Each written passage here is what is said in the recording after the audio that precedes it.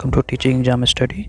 दोस्तों डिस्कस करेंगे सीटेट परीक्षा जो होने वाली है फरवरी 2026 में, उसके संबंध में जो भारतीय शिक्षा नीति से जो प्रश्न आती है उसके संबंध में इम्पोर्टेंट प्रश्न देखेंगे जो कि काफ़ी इम्पोर्टेंट है एग्ज़ाम के दृष्टिकोण से। अगर आप सीटेट के एग्ज़ाम देना चाह रहे हैं तो आपको ये प्रश्न जो है वो आप एग्ज़ाम के समय रिकॉल आप करने में आपको काफ़ी मदद मिलेगी, ताकि अगर राष्ट्रीय शिक्षा नीति से अगर प्रश्न आती है एनईपी से तो ज़रूर आप इसमें प्रश्नों को हल कर पाएंगे। तो वीडियो छोटी ही रहेगी, उम्मीद करता हूँ वीडियो आपको काफ़ी पसंद होगी।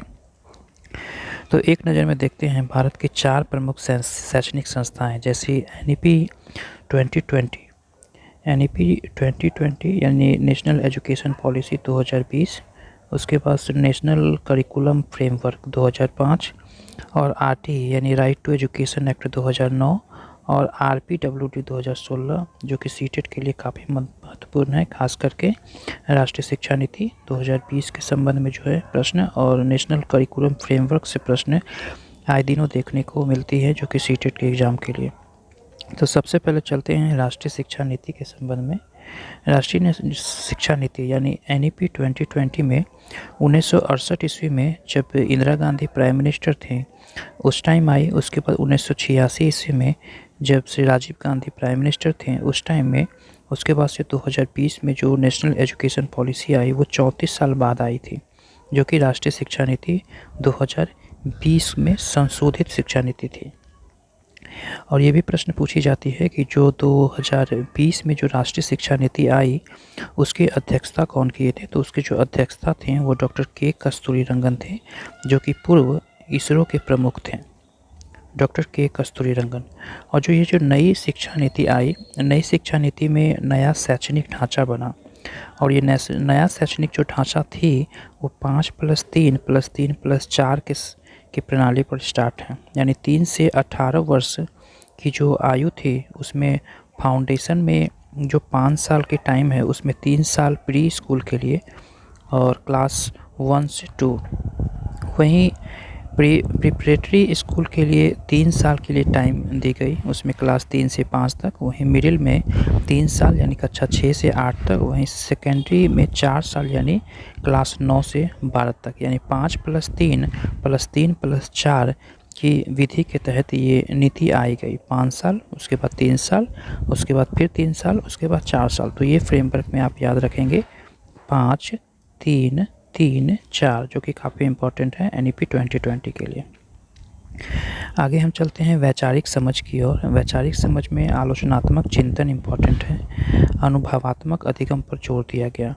इसका जो लक्ष्य था कि शिक्षा के जीडीपी जो है उसमें 6% खर्च दिया जाए, जो कि केंद्र प्लस राज्य मिलकर होनी चाहिए। और इसका मुख्य उद्देश्य था कि मातृभाषा में ही शिक्षा, यानी कि कम से कम 5 तक, यानी कि बेहतर कक्षा 8 तक, यानी 8वां तक एक तरह से अपनी जो मूलभूत शिक्षा होती है तो मातृभाषा में ही शिक्षा मिलनी चाहिए, जो कि काफ़ी ज़रूरी है। आगे हम चलते हैं नई शिक्षा नीति 2000।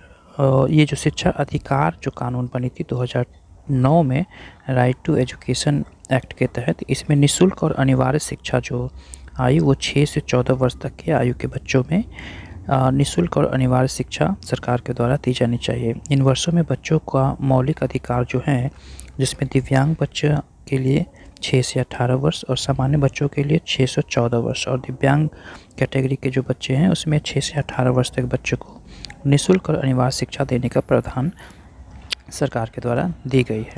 संवैधानिक आधार में अनुच्छेद 21 का ए, जो कि 86वां संविधान संशोधन 2002 में जोड़ा गया था। आगे देखते हैं रेशियो के संबंध में प्रश्न पूछी जाती हैं कि प्राथमिक कक्षा में जो कक्षा 1 से 5 में 30 बच्चों पे कम से कम एक टीचर होनी चाहिए, वहीं उच्च प्राथमिक में 35 बच्चों पर एक टीचर होनी चाहिए, यानी कक्षा 6 से 8 में। शिक्षकों के कार्य के घंटे के बारे में भी न्यूनतम 45 घंटे, यानी 45 घंटे कम से कम एक सप्ताह में 45 घंटे की शिक्षण कार्य शिक्षकों को अनिवार्य कर दी गई है। और ये जो लागू हुआ था वो 1 अप्रैल 2010 में जम्मू एंड कश्मीर को छोड़कर पूरे राज्य में ये लागू हुई थी। आगे हम देखते हैं राष्ट्रीय पाठ्यचर्या की रूपरेखा यानी कि नेशनल करिकुलम फ्रेमवर्क। कभी कभी ये भी क्वेश्चन पूछी जाती है कि एनसीएफ की फुल फॉर्म क्या हुई। तो एन से होता है नेशनल, सी से होता है करिकुलम और एफ से होता है फ्रेमवर्क यानी नेशनल करिकुलम फ्रेमवर्क। इससे भी प्रश्न आती है। राष्ट्रीय पाठ्यचर्या की रूपरेखा 2005 में बिना भार के अधिगम के बारे में बताई गई है यानी कि लर्निंग विदाउट बर्डन। इसका उद्देश्य है आनंददायक सीखना और बोझ कम करना। यानी कि इसमें एनसीएफ 2005 में बताया गया है कि शिक्षकों को ऐसी शिक्षक प्रणाली का प्रयोग करना चाहिए जिसमें कि बच्चे उत्सुकता के साथ सीखें और बिना भार के अधिगम किसी भी प्रकार की बोझ के दिए हुए उन्हें अच्छी शिक्षा मुहैया कराई जा सके। ज्ञान को जो है वो बाहरी जीवन से जोड़ने का अनुभव प्राप्त करने के बारे में विशेष जोर दिया गया है एनसीएफ 2005 के तहत। शिक्षकों की भूमिका, इसमें शिक्षकों की भूमिका फैसिलिटेटर की तरह रहनी चाहिए, एक सुविधादाता, ज्ञान निर्माण में मदद। और इसकी जो अध्यक्षता की हुए थे वो प्रोफेसर यशपाल ने किया था जो कि राष्ट्रीय संचालन समिति के अध्यक्ष हैं।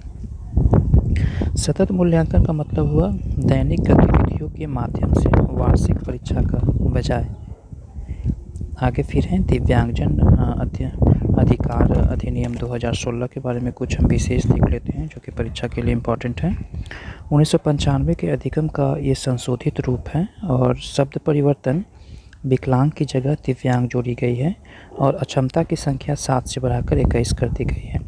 सरकारी नौकरियों में आरक्षण 3% से बढ़ाकर 4% कर दी गई है। आगे आरक्षण पात्रता है जो कि दिव्यांगता का कम से कम 40% होनी चाहिए और निःशुल्क शिक्षा जो है उन्हें 6 वर्ष से 18 वर्ष के दिव्यांग बच्चों को मिलनी चाहिए। तो ये थी एनसीएफ 2025 के, एनसीएफ 2005, आरपीडब्ल्यूडी 2016, आरटी एक्ट 2009 और सबसे इम्पॉर्टेंट राष्ट्रीय शिक्षा नीति 2020 के संबंध में इम्पॉर्टेंट प्रश्न जो कि आने वाले सीटेट की परीक्षाओं में आपको देखने को मिल सकती हैं। वीडियो अच्छी लगी होगी तो कमेंट बॉक्स में अपनी राय जरूर दें। वीडियो देखने के लिए धन्यवाद। Thank you very much.